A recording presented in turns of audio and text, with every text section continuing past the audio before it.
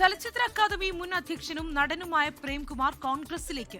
പ്രതിപക്ഷ നേതാവ് വി.ഡി. സതീശൻ നയിക്കുന്ന പുതുയുഗയാത്ര തിരുവനന്തപുരം കഴക്കൂട്ടത്തെത്തുമ്പോൾ പ്രേംകുമാർ അംഗത്വമെടുത്തേക്കും.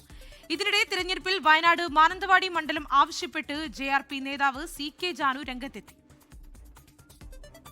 അടുത്ത മാസം ആദ്യം വി.ഡി. സതീശൻ നയിക്കുന്ന പുതുയുഗയാത്ര തിരുവനന്തപുരം ജില്ലയിലെത്തും. യാത്ര കഴക്കൂട്ടത്തെത്തുമ്പോൾ പ്രേംകുമാർ കോൺഗ്രസ് അംഗത്വമെടുത്തേക്കും. പ്രേംകുമാറിനെ സ്റ്റാർ ക്യാമ്പയിനറാക്കി പ്രചാരണത്തിൽ മുന്നിൽ നിർത്താനാണ് കോൺഗ്രസിന്റെ ആലോചന. സ്ഥാനാർത്ഥിത്വവുമായി ബന്ധപ്പെട്ട കാര്യങ്ങളൊന്നും ചർച്ച ചെയ്തിട്ടില്ല. കോൺഗ്രസിൽ ചേരുന്നതിനെ പറ്റി അദ്ദേഹം ഒന്നും പറഞ്ഞില്ല. അദ്ദേഹത്തിനോട് പറഞ്ഞ അദ്ദേഹത്തിന്റെ വിഷമങ്ങളാണ് പറഞ്ഞത്. അല്ല, അത് അദ്ദേഹം തീരുമാനിക്കേണ്ട കാര്യമല്ല.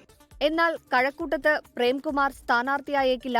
എന്നാൽ സ്ഥാനാർത്ഥിത്വം പരിഗണിച്ചാൽ തിരുവനന്തപുരത്ത് മറ്റൊരു സീറ്റ് നൽകും.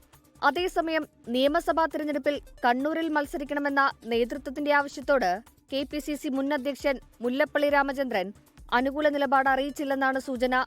അതേസമയം വയനാട് മാനന്തവാടി മണ്ഡലം വേണമെന്നാവശ്യപ്പെട്ട് ജെ.ആർ.പി നേതാവ് സി.കെ. ജാനു രംഗത്തെത്തി. അത് പ്രാദേശികമായിട്ടുള്ള ആളുകളുടെ ഒരു വികാരം അവരന്ന് പ്രകടിപ്പിച്ചെന്നുള്ളൂ.